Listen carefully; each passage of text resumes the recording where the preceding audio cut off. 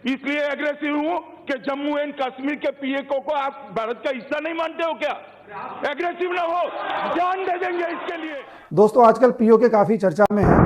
हर तरफ से पीओके के बारे में कोई ना कोई न्यूज आ रही है, चाहे सरकार के मिनिस्टर्स हों, चाहे ऑफिशियल्स हों, चाहे कोई नेतागढ़ हों, किसी ना किसी तरीके से पीओके से रिलेटेड कोई ना कोई न्यूज आती है और इस बात की आस जग रही है कि बहुत जल्द इंडियन गवर्नमेंट इस पर कोई एक्शन लेने वाली है और पीओके वापस इंडिया में मिल जाएगा।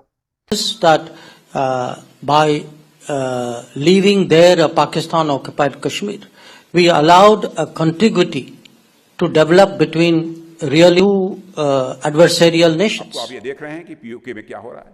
मैंने एक बात कहा था कि मुझे लगता है कि बहुत ज्यादा हमको कुछ करने की जरूरत नहीं पड़ेगी।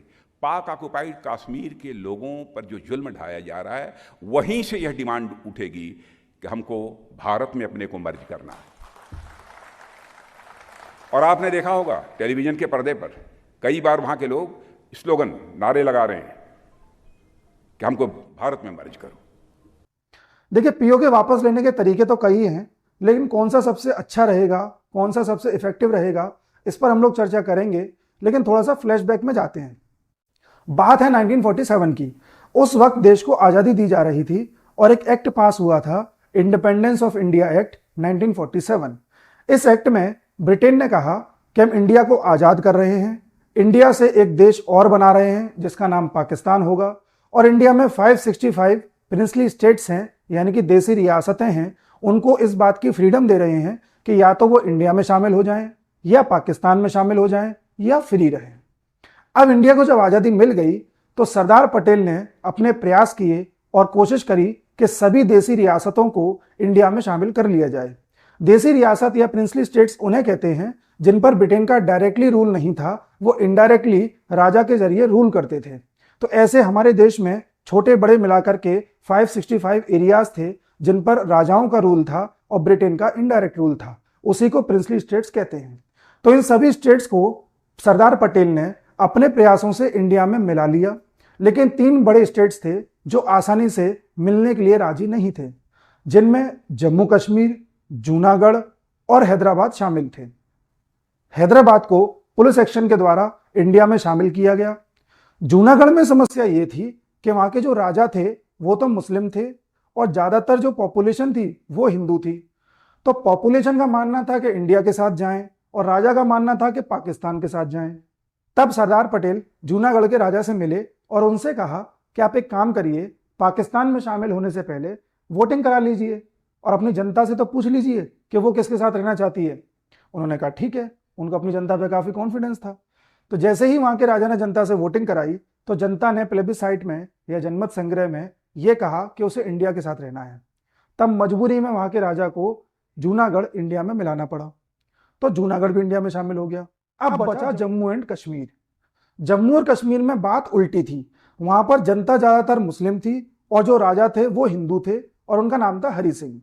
हरि सिंह जी का मानना था कि कश्मीर को न तो पाकिस्तान के साथ शामिल होना चाहिए, ना ही इंडिया के साथ शामिल होना चाहिए। कश्मीर को इंडिपेंडेंट रहना चाहिए। इस पर भारत सरकार ने कहा कि कल को अगर पाकिस्तान ने हमला कर दिया तब आप क्या करेंगे? उन्होंने कहा तब का तब देखेंगे। पाकिस्तान ने 1947 में ही कश्मीर पर अटैक कर दिया और हरि सिंह को लगने लगा कि अब कश्मीर बच नहीं पाएगा। इसलिए हरि सिंह ने नेहरू जी से बात करी और उन्होंने कहा कि जम्मू कश्मीर को इंडिया में मिला लेते हैं और एक इंस्ट्रूमेंट ऑफ एक्सेशन, जिसे विलय पत्र कहते हैं, इस पर हम साइन कर देते हैं। तब एक कागज पर साइन हुआ जिसे इंस्ट्रूमेंट ऑफ एक्सेशन कहते हैं और उसके द्वारा जम्मू कश्मीर को इंडिया का इंटीग्रल पार्ट बना दिया गया। लेकिन तब तक पाकिस्तान की सेना काफी अंदर आ चुकी थी और काफी एरिया पर कब्जा कर चुकी थी, जिस एरिया को आज हम पीओके कहते हैं। ये वही एरिया है जिस पर 1947 में पाकिस्तान की सेना ने कब्जा कर लिया था और अभी तक सेना वापस नहीं हटी है।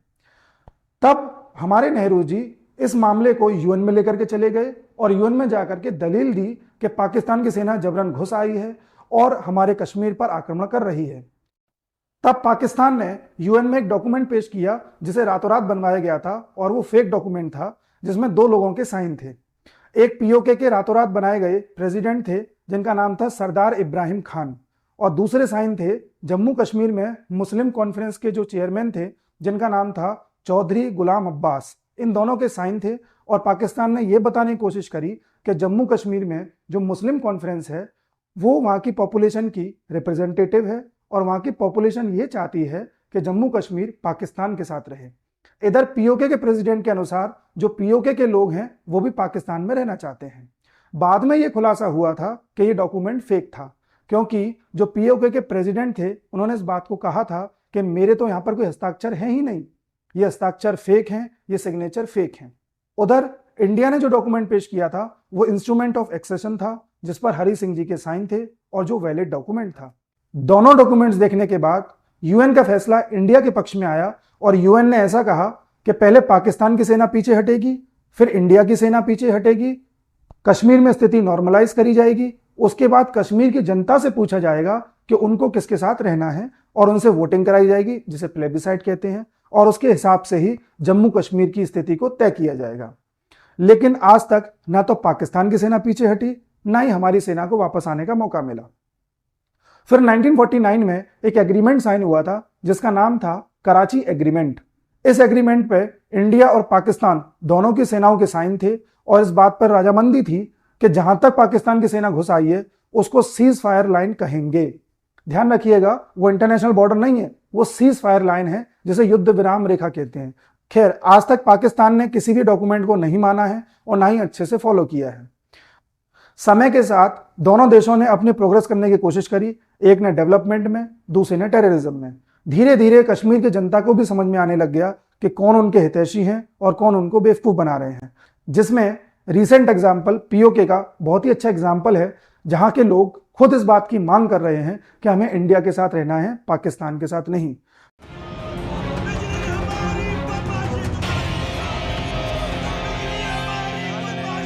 Pakistani occupied Jammu Kashmir people are fed up with Pakistan. They are now, their mindset now has decisively,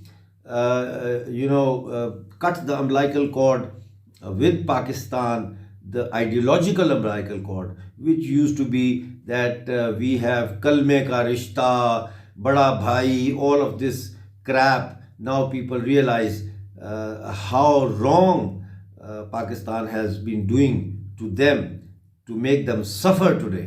And people in POJK and POGB are raising slogans. पहले तो ये स्लोगन था that ये जो दहशतगर्दी है इसके पीछे वर्दी है. Now they are raising different slogans, political slogans.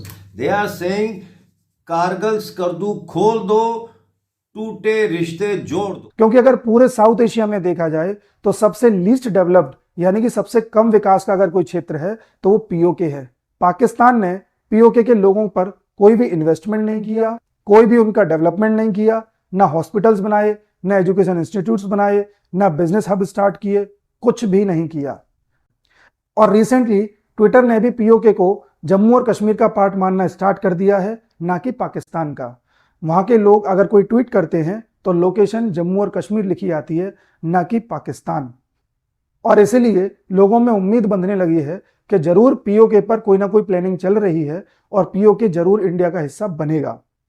लेकिन पीओके को इंडिया में शामिल करने के रास्ते क्या हैं? देखिए, इसके 3 रास्ते हैं। पहला रास्ता तो यह है कि इंडिया इन्वेजन कर दे। इन्वेजन का मतलब है अपनी आर्मी भेज दे और पाकिस्तानी आर्मी को खदेड़ दे और पीओके को वापस ले ले।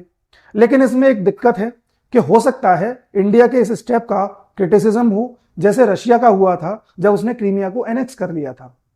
दूसरा रास्ता यह है कि इंडिया पाकिस्तान से पीस एग्रीमेंट कर ले, यानी कि शांति समझौता। इसमें क्या होगा, पाकिस्तान आज पूरी तरह से दिवालिया हो गया है, कर्ज में डूब गया है, डेवलपमेंट के नाम पर सबसे पीछे है, टेररिज्म में सबसे आगे है। पाकिस्तान को आज की डेट में पैसों की जरूरत है, तो इंडिया ये बोले पाकिस्तान से कि हम आपको पैसा देने को तैयार हैं, मदद देने को तैयार हैं, बदले में आप पीओके वापस दे दो।